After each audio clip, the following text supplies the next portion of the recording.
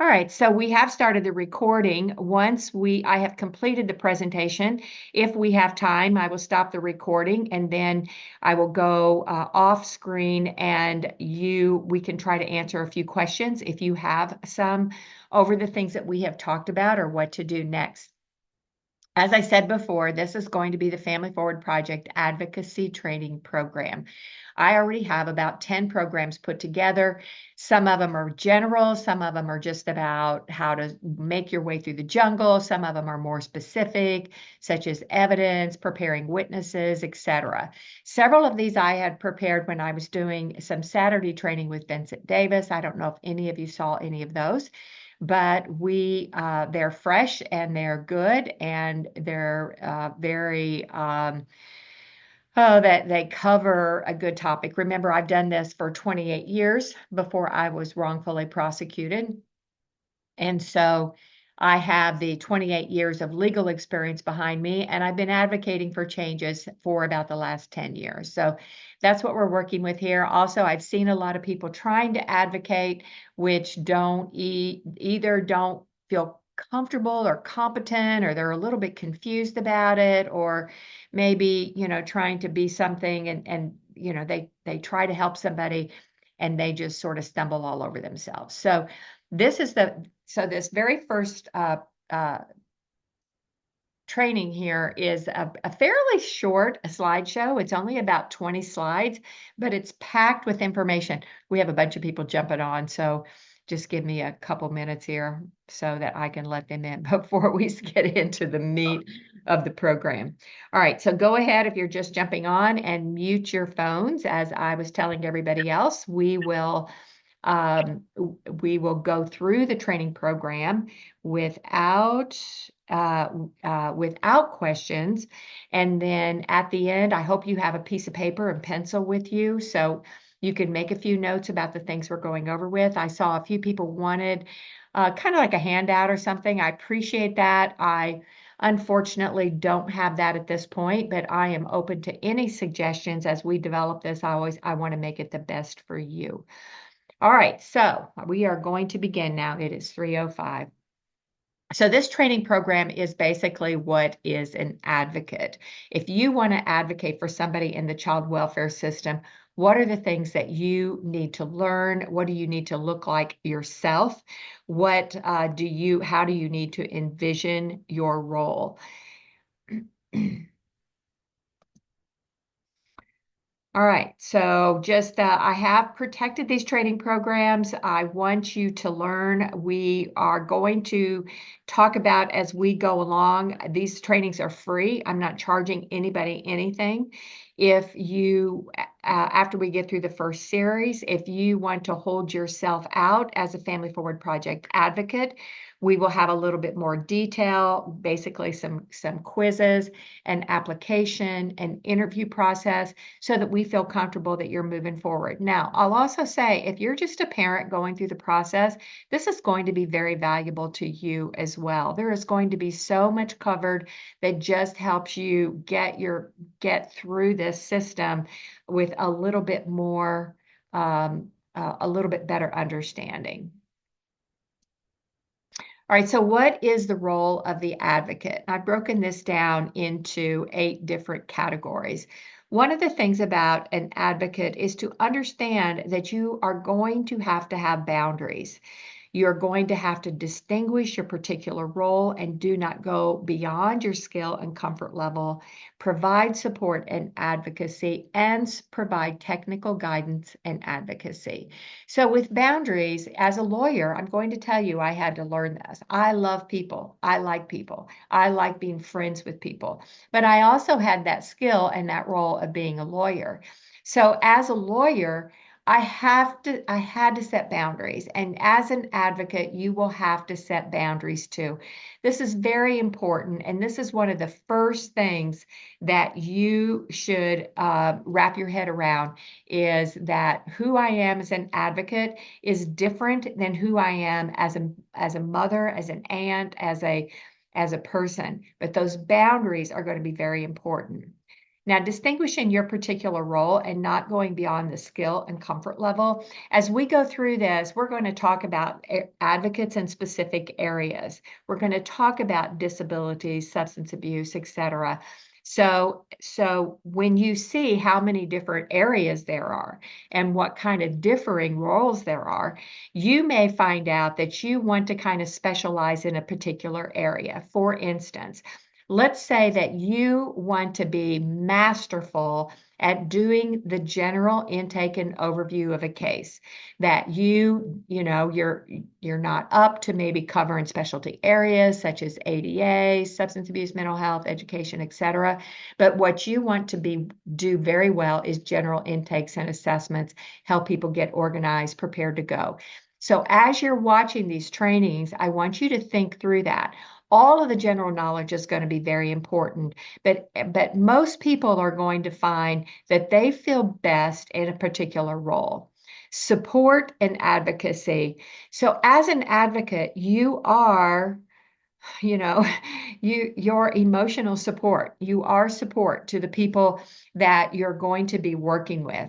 And support is part of advocacy. I will tell you, I have had so many people that have just met me through social media, through Facebook, and have said, Connie, you are, just because you were there, because I could listen to you, because I could listen to you explain stuff, it has been such a support for me. And these are even people that sometimes don't even comment on my lives or my posts or any of the trainings. They may not be commenting, but they are learning and they're feeling supported because they are not the only they don't feel alone in the process. Technical guidance and advocacy. So technical guidance, what I'm talking about is the people that become involved in child welfare. They become surrounded with this whole process that they're going to need technical things to help them. For instance, if you're working with somebody and you want them to create a timeline, okay, so they are going to have to understand that, we may use a Google Doc. You may find out that creating a chart on a Google Doc, and again, I'm going to be having some specific trainings on the way I like to do these and the way I like them to turn out at the end. But they may have never used Google Doc. So if they have a Gmail address, though, they can get a Google Doc. They can share a Google Doc. You can be co-collaborators on it. Or maybe it's an Excel sheet, or maybe it's recording. How are you going to record? How are you going to record meetings? How are you going to upload it? How are you going to save it? So part of the process as an advocate is helping people technically in this process. How are they going to scan their court file and upload it to some type of drive? All right, and here's the second part of that. So data and information organization and advocacy. That sounds like a mouthful, but basically people get involved in the system and they don't understand how every little detail of data is important. Even though, they think, well, I didn't do anything wrong. This is going to blow over. I'm going to get through this. But they'll find out very quickly that they get caught up and caught in this system that, and then you ask them, when you had that meeting with so and so 2 months ago, what was the date? What was the date of that phone call or that meeting that you had? And they won't even know, because part of our goal is from the very, very beginning to start training them on how to collect their data and how to organize it. What type of calendaring system do they want to use? As we develop, we may decide that you want to use a Google Calendar. You may want to use some other application. I have an application that I used in law that costs money, so I haven't. It costs money for users, not, I mean, for the basically the advocates or the attorneys would have to pay for it, but the client wouldn't have to. And so It has calendaring in it. You can upload documents. We may even go ahead and turn around and invest in that if you can become a certified advocate under the Family Forward Project, because what we can do in that is we can upload documents, we can create a calendar, we can create a timeline, etc. So ultimately, we're going to want to work with an application for that. All right, legal support and advocacy. So legal support is going to, again, vary for everybody. If you're in the process, if you're in the child welfare system, you are still struggling. You're trying to untangle it. You're trying to figure out what are what are my legal rights? What are the other people doing, et cetera. Always remember, just like I've already talked about, there are going to be certain boundaries when it talks about legal support. You will learn more and more about it, and you're going to gain a lot of confidence in that area because these systems are pretty consistent across states. They may have a little bit different name. It may be the name of a different agency, but the techniques that they use, the processes that they use from the legal aspect and the administrative aspect, you're going to become very familiar with. Now, area of interest and advocacy, this is what I was talking about before. There's ADA, which is Americans with Disabilities Act, education, special needs education, mental health, substance abuse. So and this can derive partly out of whatever your life experience was. So if you had a life experience that you had a child with high needs, if you had a child who was autistic or who was having difficulty with school, and you see how you struggled with it, you may want to become you may want more. Oops, hang on here. Hello. Sorry. Somebody's trying to get in. And I don't know why my happened here. Let me go back. Patience. Speaking of technical assistance, I'm not sure if you can see that little screen up there. Okay. All right. So, excuse me. Let me go back.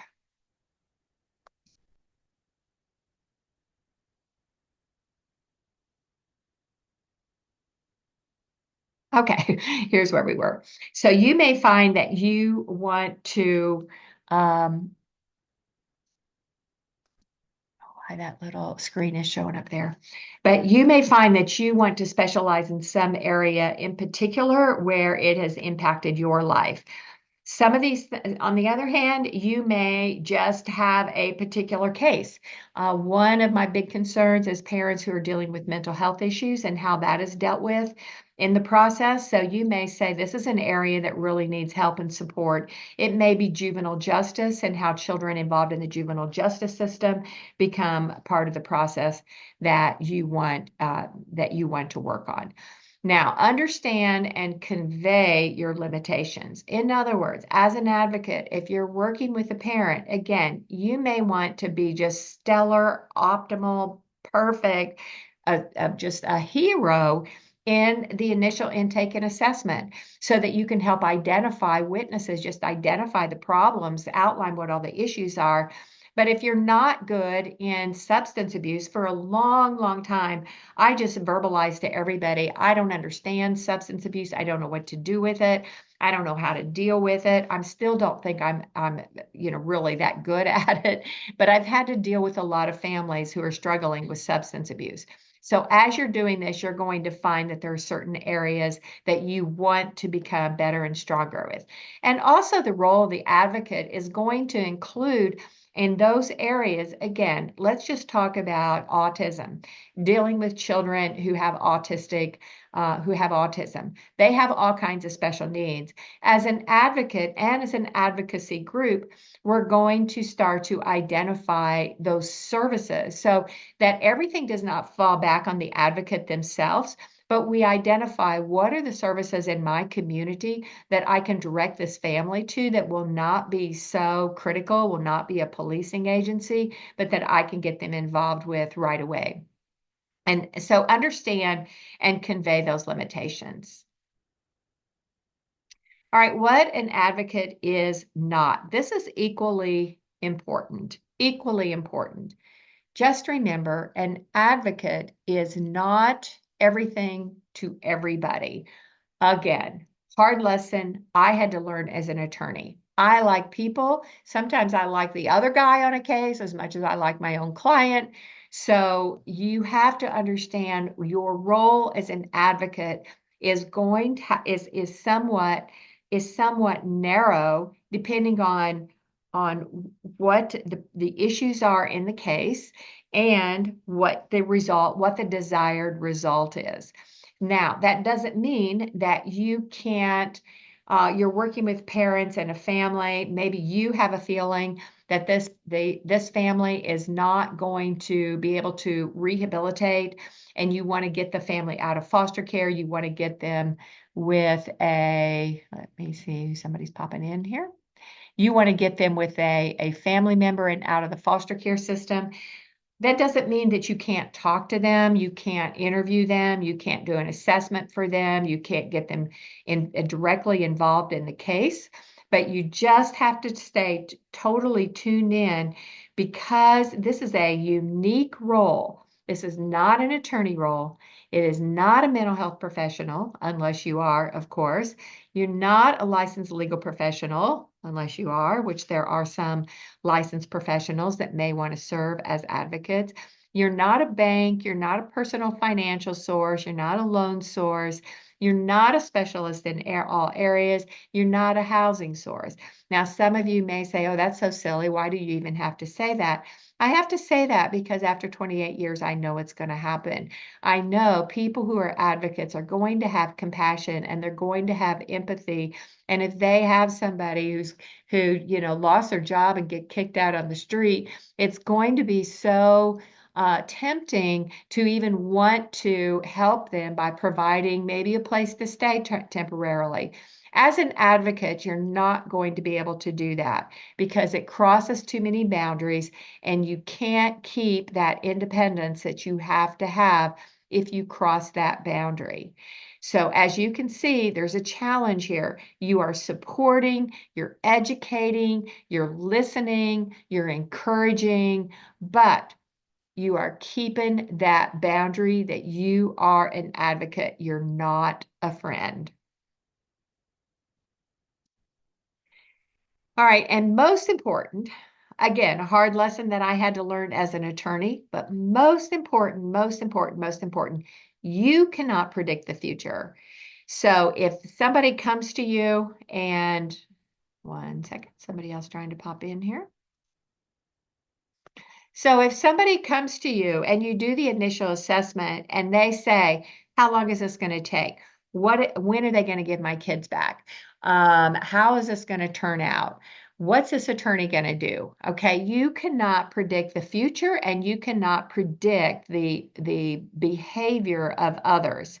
So you want to make very sure that you don't bite on those questions. And I'll tell you, years ago on a law case that I had, one of the comments I made is, "Oh, I can't believe somebody even filed this case against you. This is a no-brainer. You're gonna flat knock them out of the park." And the opposite occurred. And the opposite occurred because of the very same things that we see happen in child welfare cases, is that the facts get twisted. The courts close out discovery, the courts won't let people testify, etc.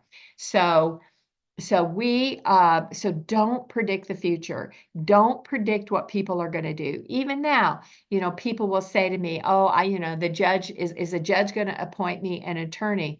You can't predict what that judge is going to do, but you can assure people that in this particular situation, you have a right to an attorney.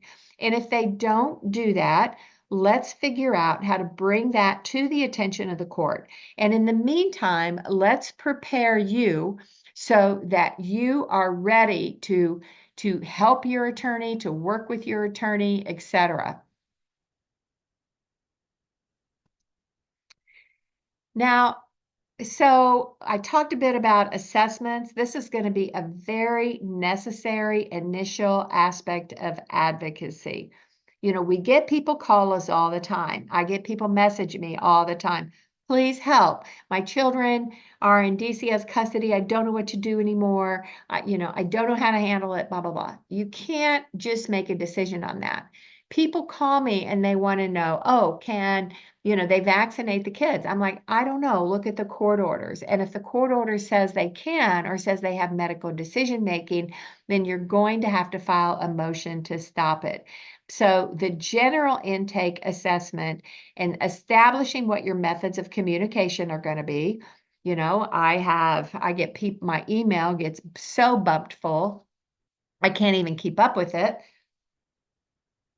I text message a lot of people. I use Messenger. These days, there are so many different ways to communicate that like you can get lost in it, text messaging, and then I miss a text message and, it's 3 days later. So you're going to have to determine in the general intake assessment, what are the best methods of communication? And also, when is the best time to just do an update? All right. So if I miss you this week, can we do updates? Can we do it, depending on your work schedule, their work schedule? Can you say, look, let's just make an agreement here that on Thursdays, late afternoon, early evening, we'll just touch base and get an update and see if I've missed anything. And also you want written communication with the family that you are working with so that you can keep track of going on. I mean, in an ideal world, an advocate would be able to work, somewhere 10, 12 cases at a time, but they're all, even, with the experience that I have with all the cases that I would have going on at one time, if you allow that to get away from you, you'll get to the point where you're like, I don't even remember how many children you have. I don't remember how old your children are. Okay. So you're going to have ways to go back and refresh your memory on that pretty quickly. And that's going to be in that general intake assessment. Also, family history. Very important at the beginning of the assessment period that you find out who is the family. Who is the family? Do all the children have the same father? If they don't, document who's the father of the children. Where are those fathers? Are they participating? Same thing with mothers. Sometimes dads have the kids and you don't even know if all of his kids have the same mother. So getting the family history, who are the relatives? What relatives might be likely candidates to provide some support during this period? Is it a grandparent, an aunt, etc.? All right, the history of the issue, the state involvement, the mental health issues, this is all part of just developing this general intake. So general intake is who the players are, what the family history looks like, what is the history of the issue, has the state been involved before, have there been mental health issues before, is there a criminal background we need to know about? The names, contact information, and role of all the other players. So if you step into a case and somebody's already gotten buried into the child welfare system, you're going, oops, hold on here. Few people jumping in late. You're going to, please mute. Oh, okay, please mute. All right, mute if you're just coming on the call. All right, so you're going to already have perhaps players in who are guardian ad litem, social workers, CASA workers. There might already be somebody doing a parental assessment. There might be somebody already doing supervised visitation. On that initial contact with the parent, they need to start to identify that, and they may not have been paying attention, honestly. Sometimes you say to somebody, well, who's doing the supervision of the parenting and or who's supervising the visitation? And they go, I don't know. And I say, okay, well, next time you're going to ask, or I want you to send an email to your caseworker right now and ask her who is supervising the visitation, who is the person, who is the company. One of the most valuable tools that I have used for parents is getting a subpoena for the visitation notes and records, which, hang on.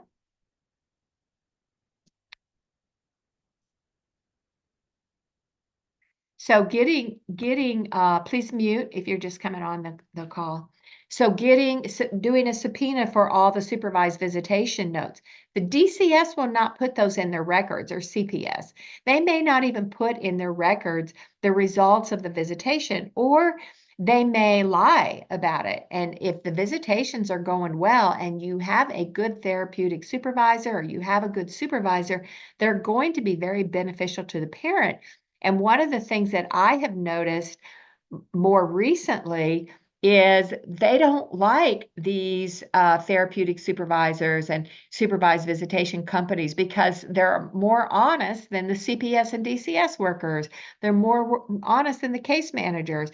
I had one thing where the case manager was supervising the visits, and she was so mean, and she withheld the child until halfway through the visit. She told the mother to cut her phone off. She wouldn't even let him take a picture. She controlled what she said.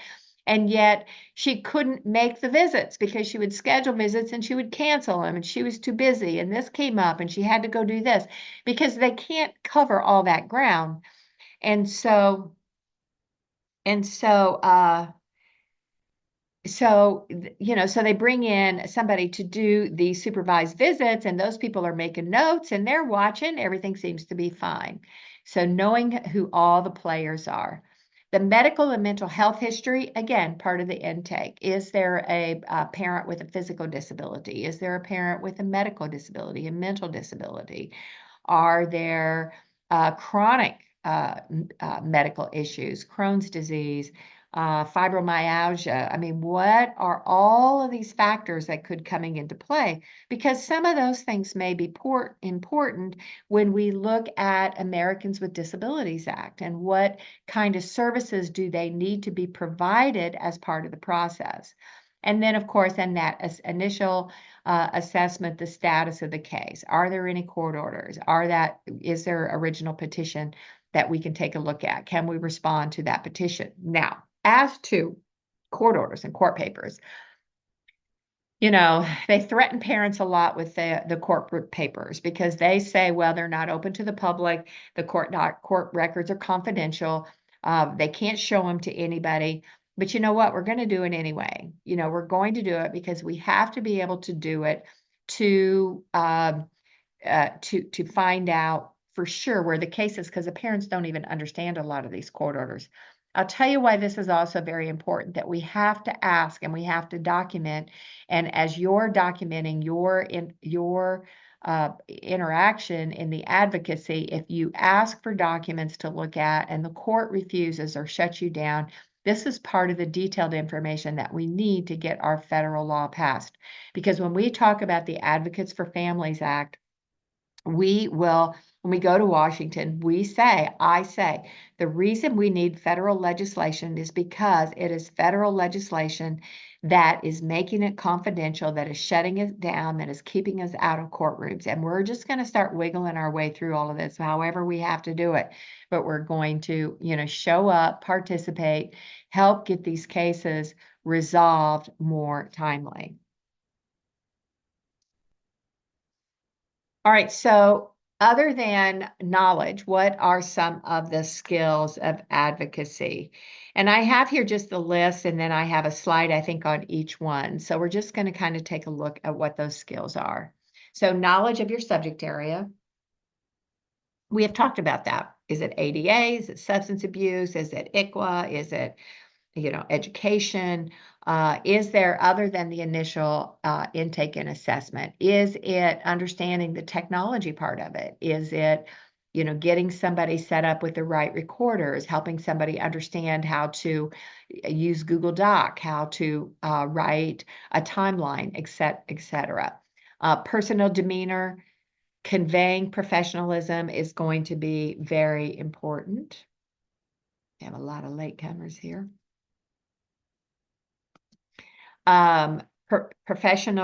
Personal demeanor is important. You're going to have to make sure you get lots of sleep. A lot of people popping in late here. Okay, y'all. Some of you latecomers here we're recording this, so you'll need to go back to the beginning. All right, so your personal demeanor and your professionalism. If we get to the point where advocates can go in the courtroom, there's all kinds of protocol in a courtroom. I mean, crazy protocol as far as I'm concerned, such as standing up when the judge enters the room, standing up when the judge leaves the room, asking permission to speak. I mean, attorneys used to kind of make fun of the fact that after all these years of school that they went through, they couldn't believe that the most important thing that they were challenged on was asking permission to speak. So it's kind of like going back to kindergarten. So there's all kinds of protocol if you're within the courtroom.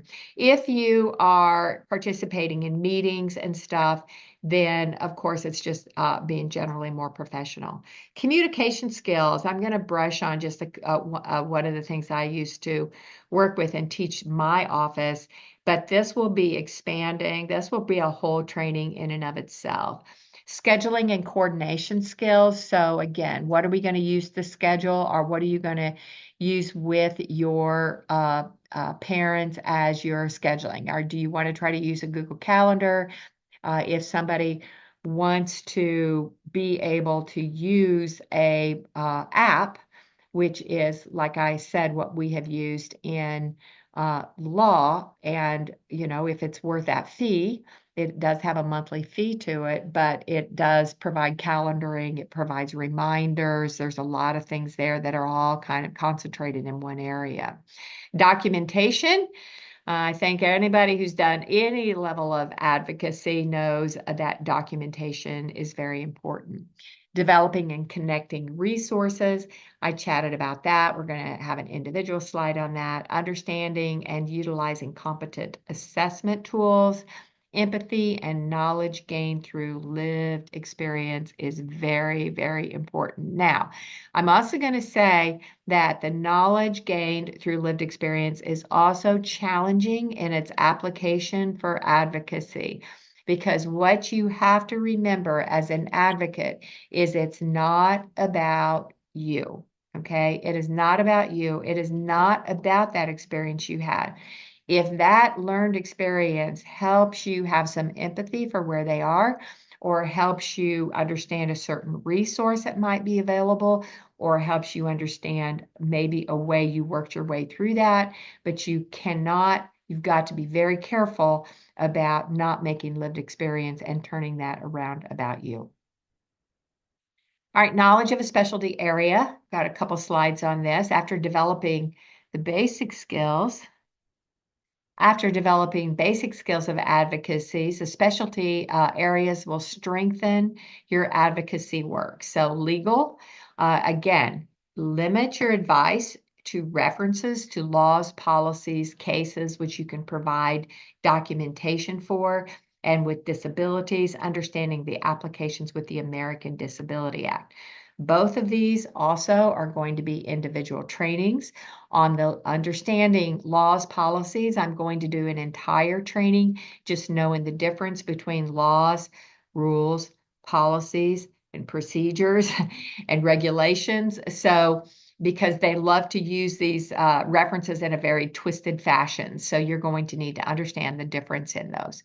With disability, this is where one area where we really, really, really need to develop some very strong skills. I just got a court opinion in Tennessee where they said that uh, the Americans with Disabilities Act does not apply in a termination of parental rights, which is contrary, of course, to some of the Department of Justice orders that came out in 2015.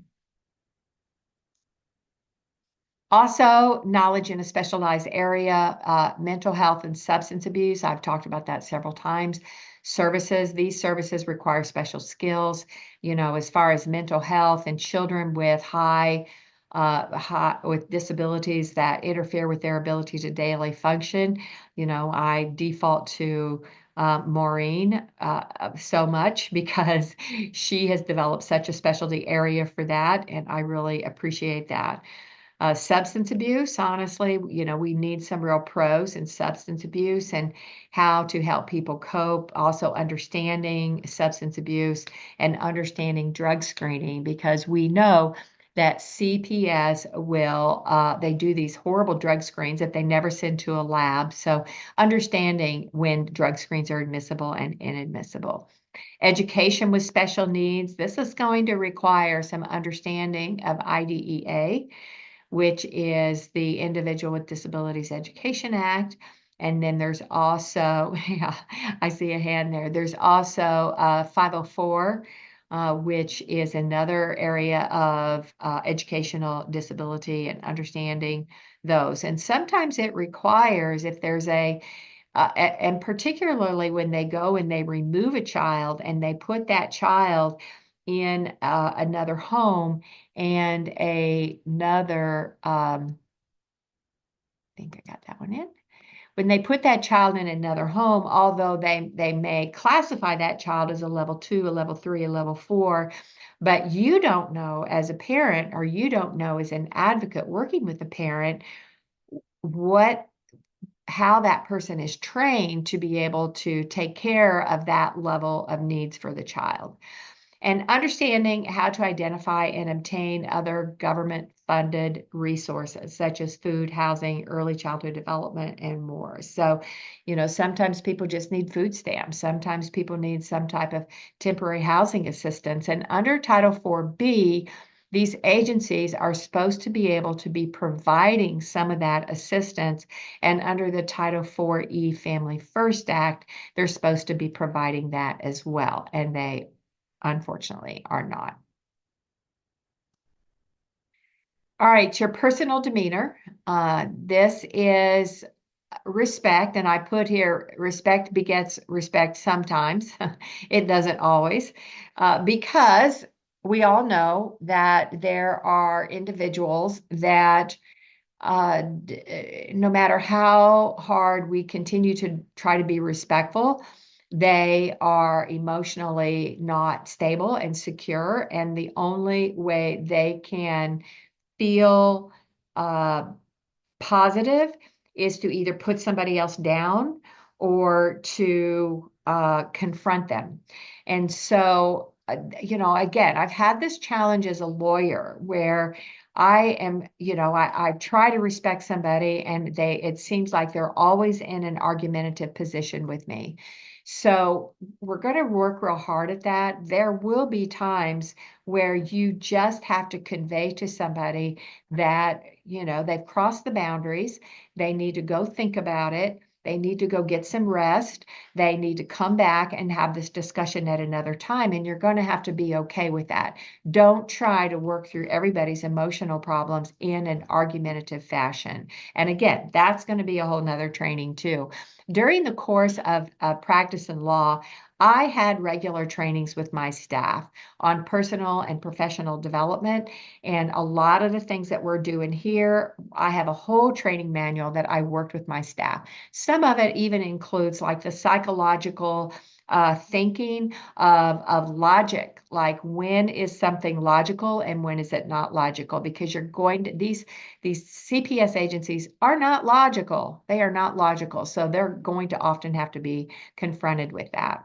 Anticipate cooperation from adversarial participants. Now, again, as a lawyer, this is a game. Honestly, this is a game.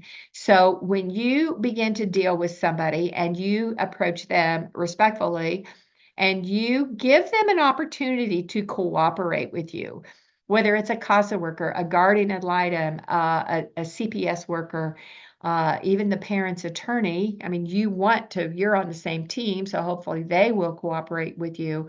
But if you end up in a situation where you're dealing with any of these other players or you're communicating with them or sitting in a meeting with them, you want to approach that situation so you give them a chance to cooperate with you. But if they don't, they don't. And, that's when you have to shift your gears a little bit and then start confronting them on the way they're handling the situation. Judging when confrontation is necessary. That's the other side of that. When are the times that you're just going to have to confront them? If they break a rule, if they break a policy, if they're not doing appropriate visitation, if they're not doing sibling visits, if they're not helping a parent get the services they need if they're not doing relative placement. Those are things that we're going to have to stand up to and confront them with. If they're making false statements, here's one of the most latest things I found out is on their own forms for progress reports. They have a form now. They're not even completing the form. And so it looks like the parent has done nothing.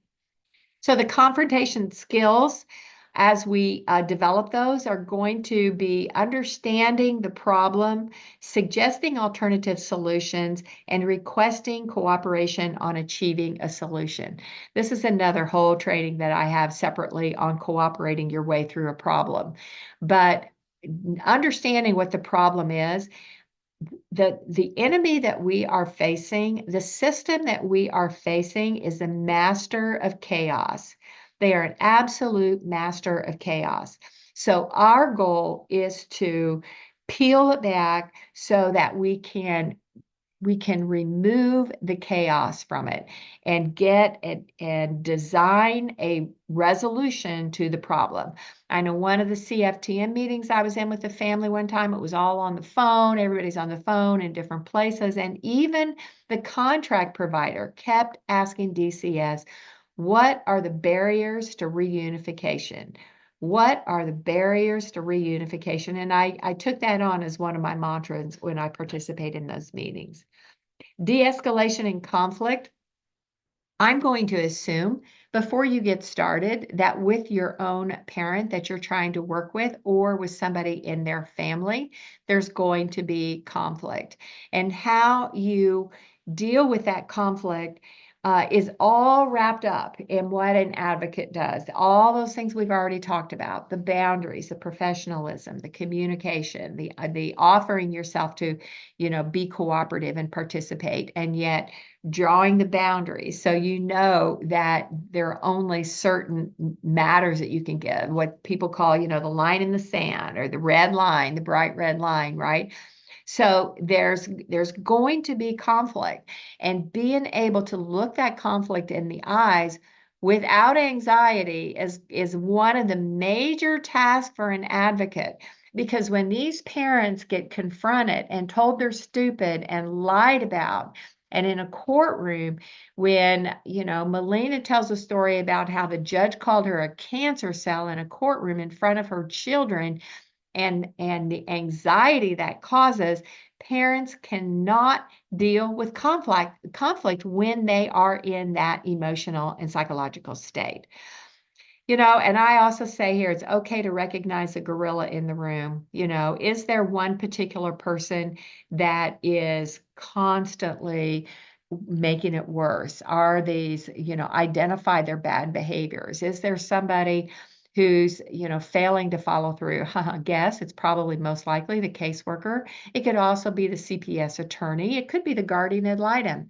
Okay, but focus on that person. When you find that person, you've got to focus on them, and you've got to go at them directly and say, what do we need to do? Where do we go from here? And they may just flat be like, they have no option but the nuclear option of termination of parental rights. And if that's it, if that's their only remedy, then of course you're going to have to keep them. You're going to have to figure out how to cage them, right, in the gorilla cage that they belong in. Now finally I say have tea with the gorilla and be willing to meet one-on-one.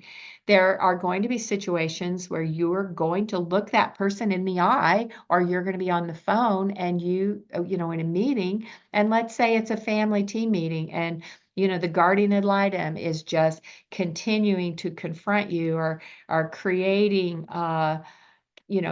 chaos in the situation. It's okay to say, look, let's say your client is Susie Lou, right? And it's okay to say, look, I understand that we disagree on this today. Can you and I and Susie just have a conversation, after this meeting? Can you do it next Tuesday at 4 o'clock to see if we can help understand each other's side a little bit better. And they may say no. And you know what? That's okay too, because it just shows that they're not going to cooperate and try to make things any better. And of course, we're going to record, and we'll have a whole training on recording and how to save that, how to transcribe it, etc. All right, communication skills. This is, I think I made that mark there. I don't know how I got that on my screen, that little green mark. But communication skills, this is one of the things I did with my training with my attorneys all the time. When you are an attorney, every day you're going to have some client call you mad. Okay, somebody calls you mad, just like daily. And when I first started practicing law, I was constantly anxious, as soon as my receptionist would say, John Doe's on the phone, he's not happy, I'd go like, oh, I don't need this today, right? And so I immediately changed my tone though. So I would answer the phone instead of like going, what? I'd answer the phone and I'd say, hello, John, what's up? Or I'd always say, and they would ramble off and go on and on and on and on. And a lot of times it wasn't even about what I had done. A lot of times it's about what the other side had done. And so there were always certain responses that we had. One of them that I always love to say is, what would you like for me to do about that? Okay, so that's just a real easy response always. But I developed what we called in our office the A words. And what are the A words? Ask, acknowledge, accept, appreciate, awareness, awkward, anticipate. And what does that look like in practice? So if somebody calls you, or let's say you're working with a parent who's very, very difficult, they're very frustrated, some of the ways to get past that initial is to say, okay, I understand this is awkward. Where you are right now is very awkward. It's not a normal situation for you. So let's just start peeling it back. Or you can say, you know what? I appreciate the fact that you reached out to me today while you're feeling this way. We keep getting people pop in late. They're going to be like, oh, when I tell them, if you're just coming in, mute yourself out. You're going to have to go back and watch the recording as we finish up here. But they appreciate them. Say, you know what? I appreciate the fact that you reached out to me, that you called me while you're going through this difficult time. You can acknowledge, you can say, I know this is terrible. This is horrible the way they're treating you. And just also kind of anticipate that you're going to have families, you're going to have parents that are going to have this high, high level of frustration.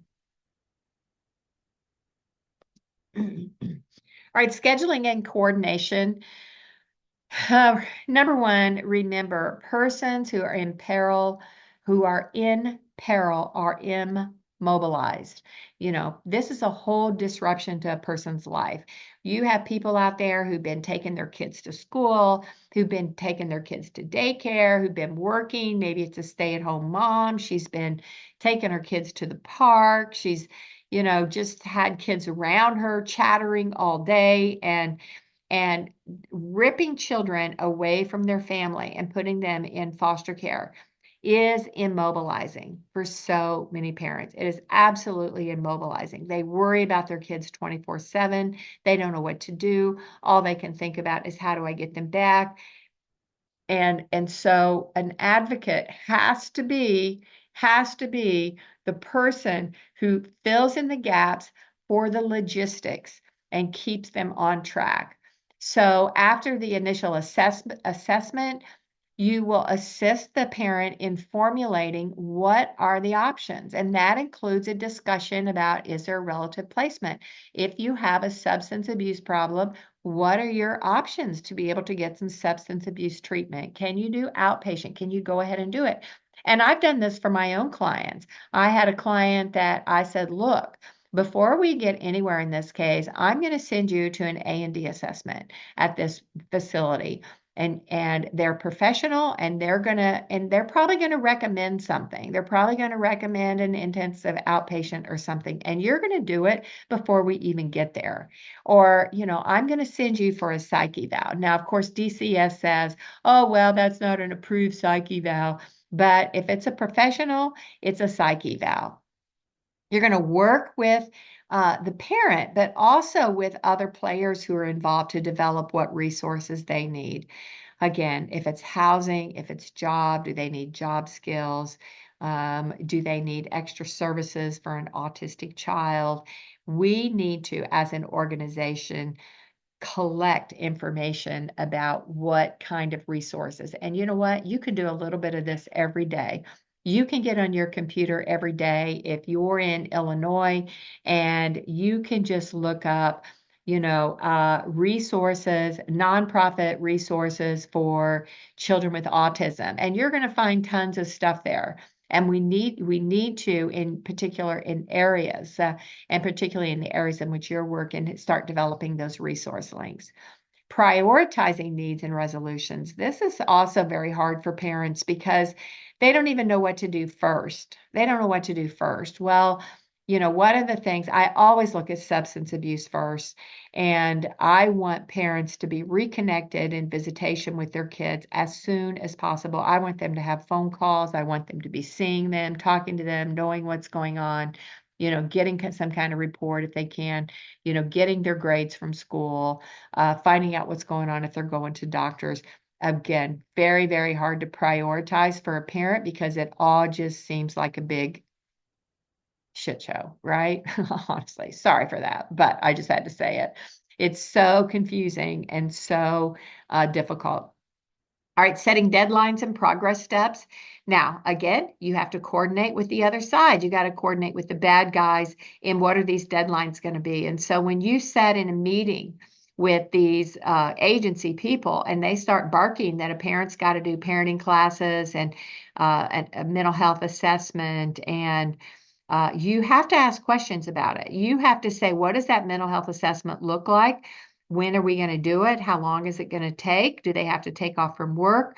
We need to make sure that we write on the plan that we're going to get a copy of it because they don't even like to give a copy to the parent. So you need to put on there that when it's completed, a copy is going to go to the parent. The parent is entitled to get a rebuttal test or to get a second opinion. The advocate has to ask questions and has to get those questions and answers documented in the plan. All right, fulfilling the logistics, that's part of it as well. How to, where to, when to. Like you're going to send them to a parenting class. Can they just find one online? Do you have a certain one? How many hours is it going to take? What kind of certificate are they going to get? How do you want them to send that certificate to you? Because they lie. They lie and they say people didn't do this or people didn't do that. So asking questions, making sure that the open ends of logistics are closed. And then, of course, follow up and document. So if you have a parent who's going to a parenting class next Thursday, you tell them, like, as soon as you have completed that, get some type of certificate, get something signed off on, email it to me so I can document it, and then to the caseworker as well.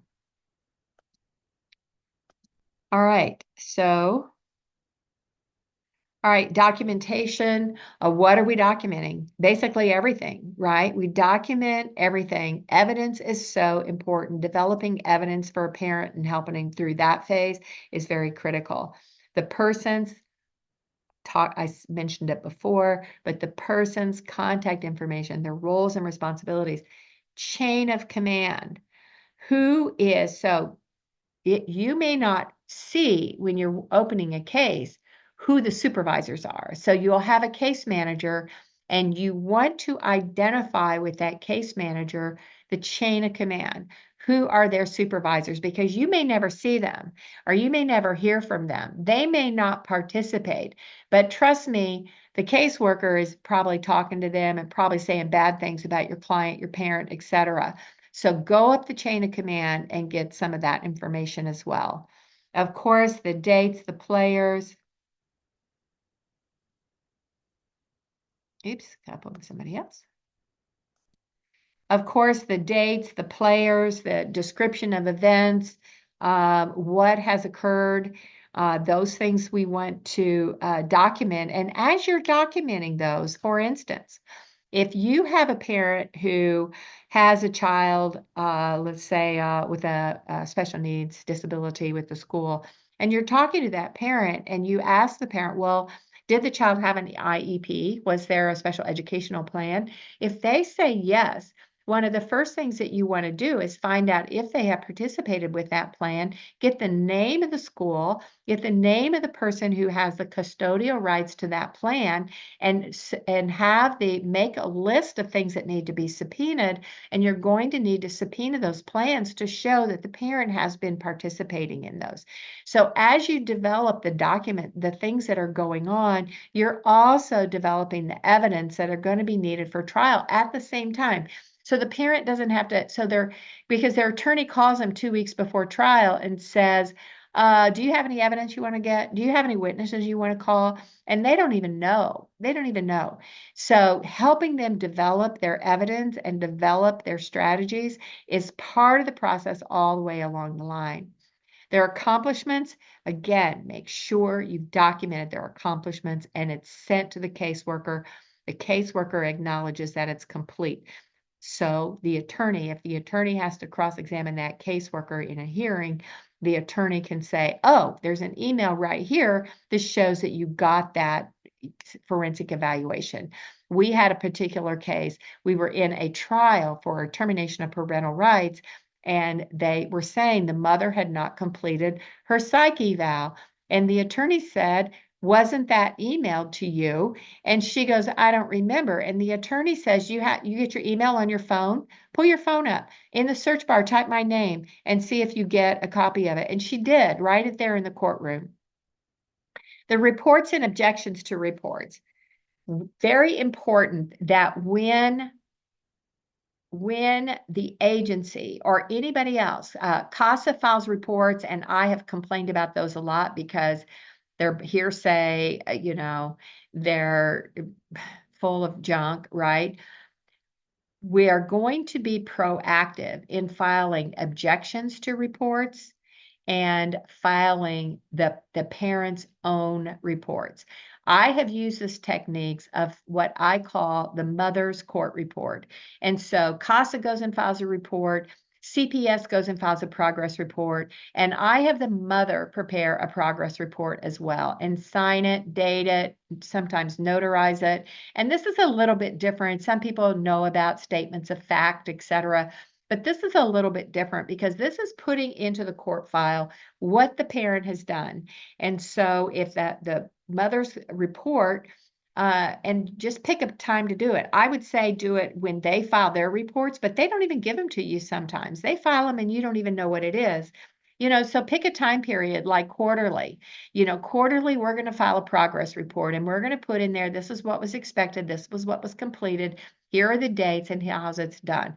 We have got to take that proactive step to shut down all the nonsense of them going to court a year later and telling a judge that a parent has not done anything to get their children back. Preparing a statement of facts.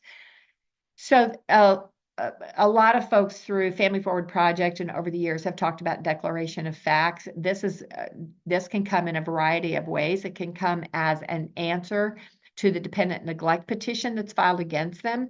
Now, in Tennessee, they're not required to answer a dependent neglect petition. They are required to answer a termination of parental rights. We'll do a whole training on just how to do that as well. But the parent has got to sit down and do a timeline, and you can do this on the initial intake and assessment, but that statement of facts pre-case, like what led them up to this situation, how do they even get involved in the first place, including all the players that are involved, and who they suspect the reporters are, as well as that report and statement of facts after the case has been initiated. And that is a clear line demarcation that you want to keep those two things separate, but you've got to do both of them. All right, creating a file system. I'm a hard paper person. Like I love everything in hard copy, probably because I'm so old, but I have boxes and boxes, more contemporary attorneys, and there's a attorney who's even about my age, and he just gets real nervous when I say I'm coming to the office that I don't have some box of stuff with me. So I'm a hard paper person. I want a manila file folder. I want a manila file folder that says court orders. I want every court order in it. I want a manila file folder that says perm plan meetings. I want every perm plan meeting in there. I want a file folder that says emails and email chains. I want a copy. I want a hard copy of them. So I can sit down, I can look at them, I can identify them, I can refer back to them. That's the way I like to work. But nowadays, and since we are now using more electronic systems, a lot of people would prefer to use something like Dropbox. Okay, Dropbox is a real good program. Very has a lot of free storage, very reasonable price for additional storage. You can create separate folders there. And the same thing with the app that I use for parents and families called My Case. You can create folders in there and upload documents as well. So different people will have different preferences on how to create that file system, but we want to make sure that we're doing it to help parents stay organized. Now, what's that going to take for a parent? You can talk to the parent and you can say, you can try to find out what their preference is. And if they, a grandparent, somebody who's older, probably doesn't feel good just using like a Dropbox platform. But if they are going to do that, you're going to have to encourage them and you're going to have to say, okay, go out and go to Office Depot and buy, start with a 25 pack of manila file folders and get yourself a couple Sharpies so we can label them and go do it. Go pick those up so you have them. We're going to talk about recordings and how are we going to record and how are we going to store those. Now, those we want to upload and store. We're going to record meetings. We're going to download them. We're going to store them. We're going to rename them, identify them. I have recorded every hearing that I've ever been in since 2000, I think about 2008 or 9. And I have them all. I use a separate recorder. I use a little Olympus recorder that you want, if you're going to do that, you want to make sure you get one that you can plug in to a computer. Most of them have. I thought I had mine with me today, but I used it yesterday. I left it at the office because the batteries ran out. But if you get an Olympus recorder, make sure it's one that you can plug into the computer. Now, what's the advantage of using a separate device? So there are some advantages such as you don't need Wi-Fi. All right. Now, I know on your iPhone, you can record without the Wi-Fi. It won't upload it until you are in a place where you have Wi-Fi. You can hold more on the recorder. It goes a little bit longer. It doesn't get interrupted. I know with the iPhone, sometimes if you're recording on your iPhone and your phone rings, it'll stop the recording and you don't even know about it.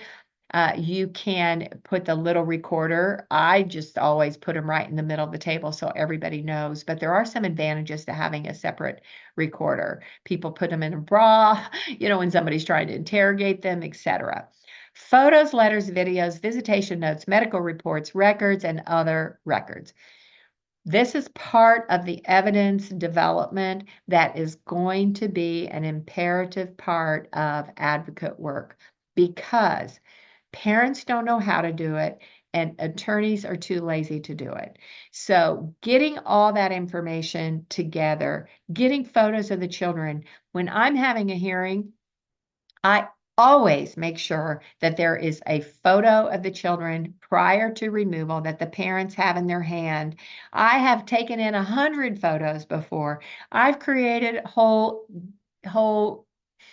notebooks of color copies of photos over a time period. I had one that had 167 pages in it. And I made that judge sit there and say, we started talking to him about what those photos were. And he goes, I don't think you have to describe every single photo. And I says, well, Judge, I want you to take the time to look at the involvement of this family prior to removal. Videos playing with the children, again, those visitation notes. If a parent should also be making their own visitation notes. And in today's world with voice to text, it is so easy to be able to, you walk out of a visitation, you open your notes file, and you make a verbal note, or you even put it in a recording, right, on your phone, and you upload it. And we will talk about how to transcribe from uploads at some point. Medical reports and records, and let's say psychological records, it could be pharmacy records, those have to be subpoenaed.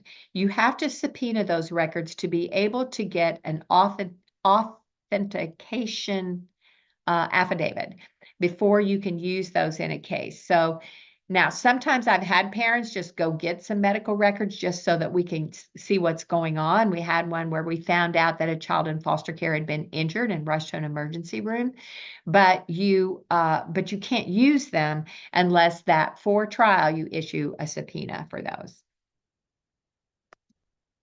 Everybody hanging in there with me? Yeah, we're going to finish here just in time. Developing, connecting with resources. So after the assessment, again, getting needs and resources. What are the needs of this family? What kind of resources? I had one family lose their two children. They were both disabled and they needed an air conditioner in their trailer and they needed a hole repaired on the floor. And instead of doing that, they took their children and placed them with somebody else and paid that person, I don't know, $3,000 a month to take care of them. Who can help? What are the problems? I am sure as we have more connection, as we grow in strength, we're going to get some unlikely or unanticipated assistance. And it's going to be from places like Home Depot, Lowe's, who knows, Kroger, okay? We're going to be able to get assistance when we can show that as advocates, we want to provide things for this family to help them be stronger. Identifying conflicts of interest and addressing them. So this is a great one. People contact me all the time about, oh, the guardian ad litem is dating the judge, or, my children are placed with the judge's cousin. We need to call those conflicts out and we need to know everything we can find out about them and we need to document them and they need to go in the file. And again, this can be part of that quarterly report where you find out that there are relationships in this case that create potential conflicts of interest. I will tell you, that's the one thing attorneys, they really are supposed to be trying to pay attention to. Now, they don't. And you'll find, maybe the CPO, I like it where the, CPS worker or the judge used to be a CPS attorney who prosecuted somebody and now they're going to judge over their next case. So look for those conflicts of interest. Identify a level of professional services such as licensure, experience, positive outcomes. So what does that mean? So there are, especially mental health, there are all different kinds of licensures for mental health. There's everything from counseling to marriage counseling to psychological testing. So when a parent is put in a position where they need to get some professional assistance, where they need a counselor or they need an assessment, don't just accept at face value who the person is that's going to be providing those services. You want to get their CV, that's their curriculum vitae, so you can find out what their education and work experience is, because you may need a rebuttal expert. You may need a rebuttal examination. So you want to know who these people are. And if CPS goes, no, you have to use our person, then you say you can, in a qualified level, say why.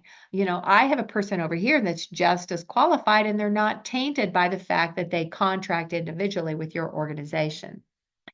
Create a resource library, get protocol for services, costs, curriculum vitae of providers, contracts with state agencies. I ask for these kinds of things all the time, but also for educating your parents and your families, there are certain publications that are created that they're not going to know about and are going to help them. You can either, if you're state specific, for instance, Tennessee has what's called a handbook for parents, a guardian handbook. It's terrible. Okay, it's just terrible. It does give a little bit of information. We will be putting together our own handbooks, of course, but it doesn't hurt for that person to have that handbook. The policy manual. I try to make sure that people know where the policies are. Now, in Tennessee, they've made it very difficult to find the policy you need because you have to look, you can't just flip through all the policies at once and search. Like they don't have all the policies in one big PDF, so you can put in keywords and search. You have to go and find them individually, but you will become more and more familiar with those. Um, Acquire the protocol for the services required in family stability plan. So when I protocol, that means, for instance, as I've discussed, if somebody's ordered to do a parenting classes, then you are going to ask, okay, what does that look like? Is that something they can do in one sitting? Can they do it online? Do they have to go in person? What does a certificate look like? What's the level of education of the person who's giving that? So asking questions, just as you can see here, everything I'm talking about is ask the questions, ask the questions, ask the questions, and write it down and document it. And then get the reports and address the report if necessary. As I was saying, they're supposed to do progress reports every 6 months at least. The foster care review board is supposed to be doing reports, and they sometimes don't even give these to the parents.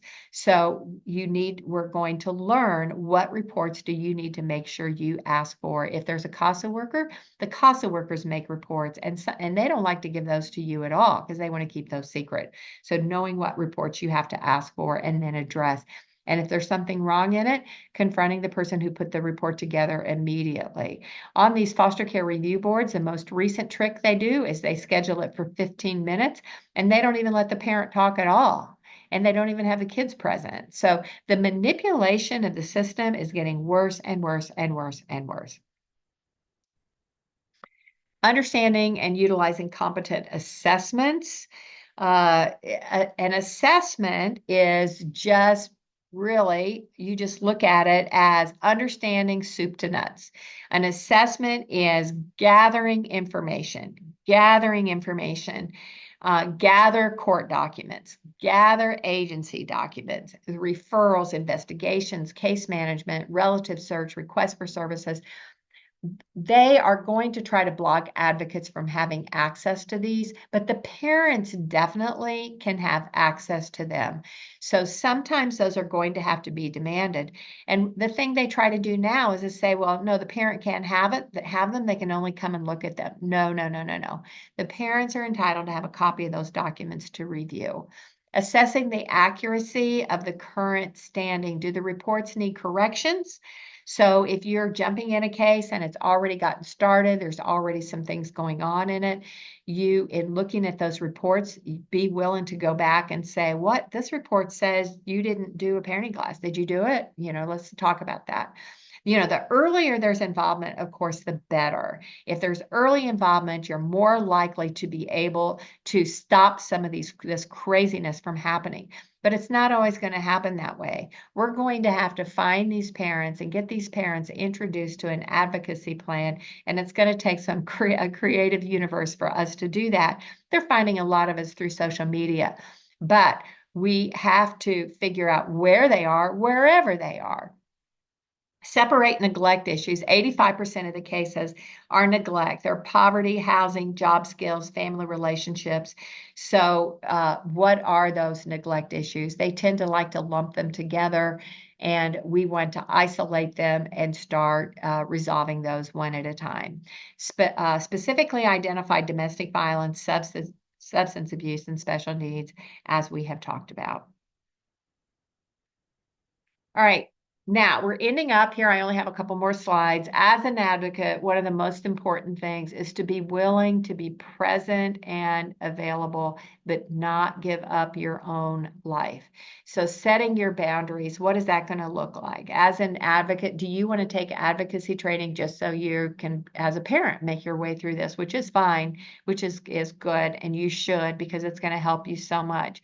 But if you want to be an advocate, and develop it as kind of a paraprofessional uh, skill, you are going to have to say, what is the time in my life that I can devote to this? So is it something where I want to say, okay, look, I've got kids have activities Monday, Wednesday, and Thursday. So but I have some time on Tuesday afternoon and Tuesday evening, and plus I'm willing to, you know, commit 2 or 3 hours on a Saturday or on a Sunday evening. And identify what those times are so that when you talk to a parent and you're advocating for them, they can get an idea of what your availability is like as well.